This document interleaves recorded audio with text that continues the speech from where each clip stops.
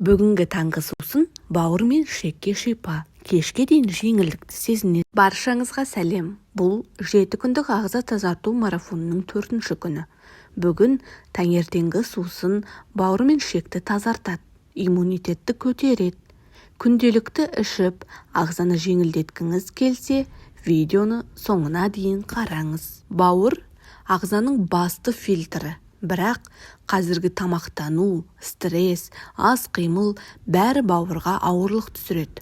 Майлы, қуырылған тағамдар, тәттілер, дәрі-дәрмек осылардың барлығы уыттарды жинайды.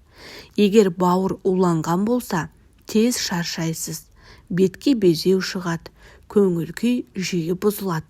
Сол үшін аптасына 1-2 рет табиғи шөптермен демалып, бауырды тазартып тұру керек. Қалақай мен шиповниктің пайдасы.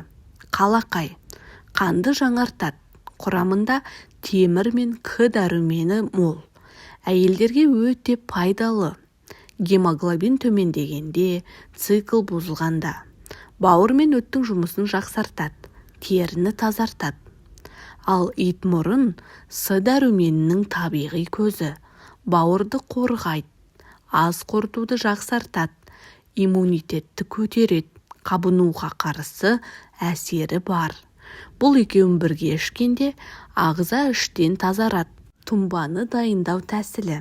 1 шай қасық құрғақ қалақай, 1 шай қасық итмұрын, 300-400 мл қайнаған су.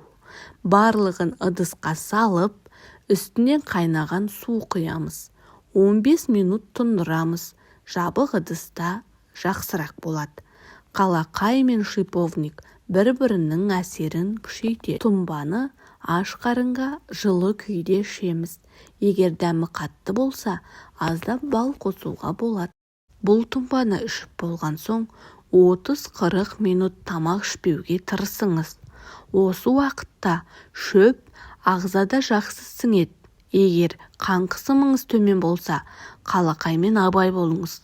Бірақ 1 реттік мөлшерден қорықпауға болады. Бұл сусынды аптасына 2-3 рет ішу бауырға демалыс береді. Міне құрметті көрермен, бүгінгі сусын өте қарапайым, бірақ шипасы мықты.